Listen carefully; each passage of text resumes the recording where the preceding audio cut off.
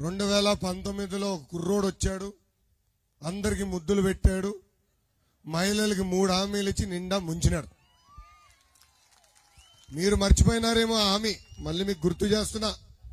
ఎన్నికల ముందర ఏం చెప్పాడు తల్లి? సంపూర్ణ మద్యపాన నిషేధం చేసిన తర్వాతనే మీ ఓట్లు అడుగుతా అన్నాడు. ఏమ్మా, సంపూర్ణ మద్యపాన నిషేధం చేసినాడా? ఈ రోజు పరిస్థితి చూస్తే ప్రభుత్వమే షాపులు పెడుతున్నాయి. ప్రభుత్వంలో ఎవరో ఒక ఉద్యోగస్తుడిని తీసుకొచ్చి అక్కడ పెడతారు. ఆ షాప్కి కాపలాగా టీచర్లు పెడుతున్నారు తల్లి.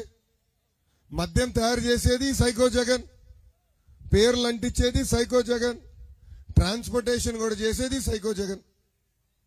అసలు ఈ కల్తీ మద్యం తాగి వేలాది మంది ఈరోజు చనిపోయే పరిస్థితి మనందరం చూస్తున్నాం. వాస్తవంగా చెప్పాలంటే తెలుగింటి ఆడపడుచుల పసుపు కుంకాలు తెంపే వ్యక్తి ఈ సైకో జగన్. ఇంకా రెండో హామీ ఇచ్చాడు తల్లి. 45 సంవత్సరాలు నిన్న ఎస్సీ, ఎస్టీ, బీసీ, మైనారిటీ మహిళలకి పెన్షన్ ఇస్తా అన్నాడు. ఇచ్చాడా తల్లి పెన్షన్? ఏమా వచ్చిందా పెన్షన్? వచ్చిందా? లేదు. ఆ హామీ కూడా గోవిందా. మళ్ళీ మూడో హామీ ఇచ్చాడు.